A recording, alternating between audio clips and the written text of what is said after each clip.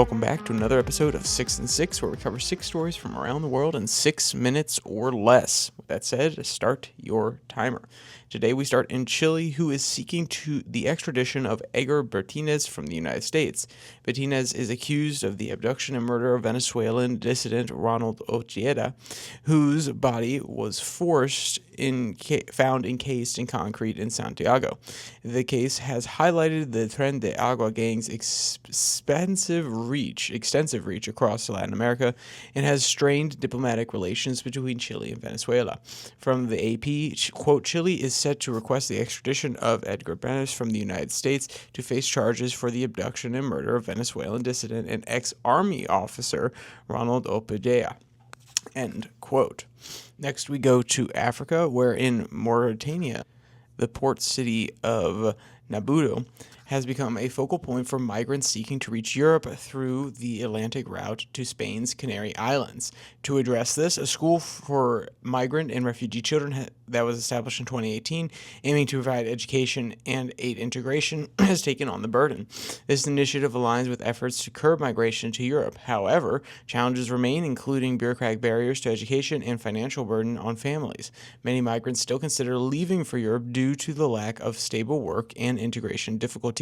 From the AP, quote, despite improvements, challenges remain, including bureaucratic barriers to education and financial burdens to families. Excuse me.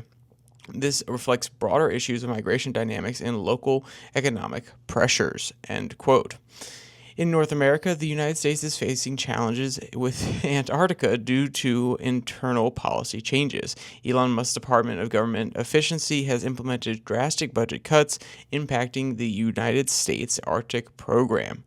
From Wired, quote, Elon Musk's Department of Government Efficiency has deeply impacted the U.S. Arctic program. Doge's dramatic cuts and layoffs have left the Arctic scientists fearful about the continuation of their research. Managed by the National Science Foundation, the ASAP's 3 permanent stations in Antarctica conduct critical studies on climate change, rising sea levels, and cosmic phenomenon. Next, we go to Asia, where in Thailand, health authorities have reported the first confirmed case of the new Mpox variant, Clade 1b, in a 66-year-old European male who arrived in Bangkok on August 14th after traveling from Africa. Quote, the person was this quote comes from our friends at the AP. Quote, the person was the first confirmed case of Mpox Clade 1b variant detected in Thailand and has been recovered and returned home, public health officials said on Wednesday. The patient who tested positive for Clade 1b was a 66-year-old European male who arrived in Bangkok after traveling in Africa. A day after his arrival in Bangkok, he was tested. Laboratory tests confirmed the variant as Clade 1b, end quote. Next, we roll over to Australia, and we're going to read this one almost in its entirety.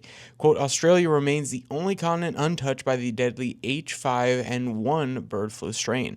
The country's effective handling of small outbreaks and containment to a one health approach has been credited for its success. Globally, the H5N1 strain has expanded its host range, affecting many migratory species. This is from Axios. Quote, the H5N1 bird flu strain has spread to every continent except Australia, infecting humans and other animals. Australia has managed to avoid the strain due to its effective handling of small outbreaks and other avian flu strains, its strong commitment to the One Health approach. End quote. Unlike its neighbor New Zealand, which has been dealing with the breakout of the new strain of bird flu.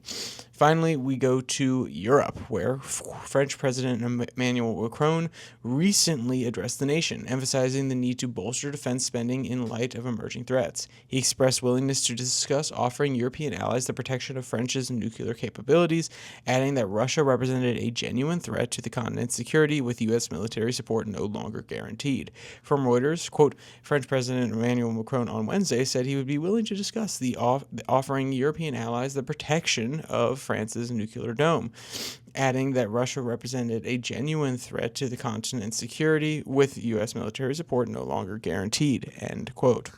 And if you want to check out any of these articles in their entirety, all the links will be in the description below that like and subscribe button. Also down there, you can find the link to the podcast on Spotify, Pocket Cast, Podvine. And if you want to listen to the national news segment, which is U.S. focused, it comes out on Monday, Wednesday, Friday. You can go on down to the links there as well, and it will take you to the RSS feed, or you can come back here. Or you could follow the Twitter handle at Your Daily Flip, where I post a link to all of these on Monday, Wednesday, Friday, Saturday, Sunday. No, just kidding. Monday through Friday, that is where you'll find the links to these days. And we take a few days off on Saturday and Sunday. So, with all that said, there's only one more thing to say. Stay safe. Don't die.